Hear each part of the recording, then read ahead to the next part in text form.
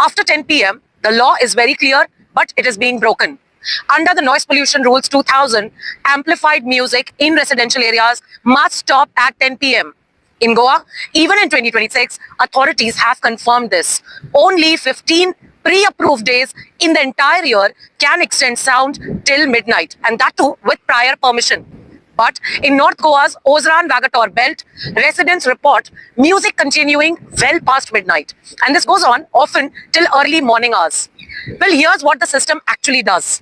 The Goa State Pollution Control Board, GSPCB, does not monitor every venue in real time because there are no sound monitors.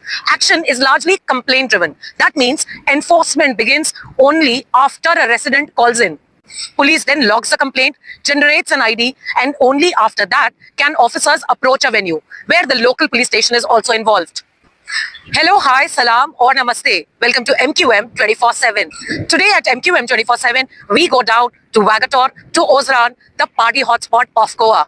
Official data in Goa shows hundreds of noise complaints and clear-cut violations recorded not just several years ago, in very recent months. Enforcement exists, but it is not reactive. Is it a different set of law for every individual, depending on how much you have? Now let's add ground realities to this. High-density nightlife zones, narrow internal roads, late-night vehicle movement, street lights not working, emergency access becomes increasingly difficult. Residents have repeatedly flagged this as a serious safety risk.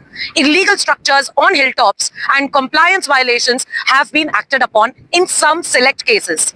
Demolitions happen, ceiling drives, fines, but enforcement remains inconsistent across locations and across venues. So what does this reveal?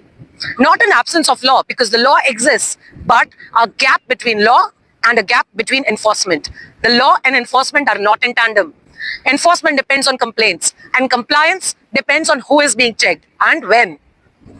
The question is no longer whether violations are happening, because it's very clear, as we have shown you on MQM 24/7, that violations are happening. The question is, why do they keep on happening night after night in plain sight? These are not new norms. These are Supreme Court orders, the highest authority of the country. Is Supreme Court also below this hafta culture? Is Supreme Court also not of importance? These are clear-cut CRZ violations.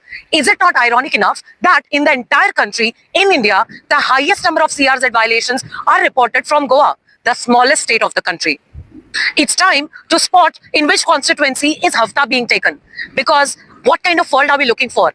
An ecosystem where the law is selective and chooses people upon how much of the property that they own, how much money and revenue they get in? Or do we want an ecosystem where the law is uniform for all, where every individual has his own right, where every individual can ask for accountability from those in power? Because remember, those in power are public servants. That is the designation to be used for everyone, and they are answerable to us. How is it that the law is selective, that one property gets sealed, one property gets shut down, and similar properties breaking the same law in the same vicinity continue to operate with impunity, with no shame, with no fear of the law, despite repeated complaints of locals?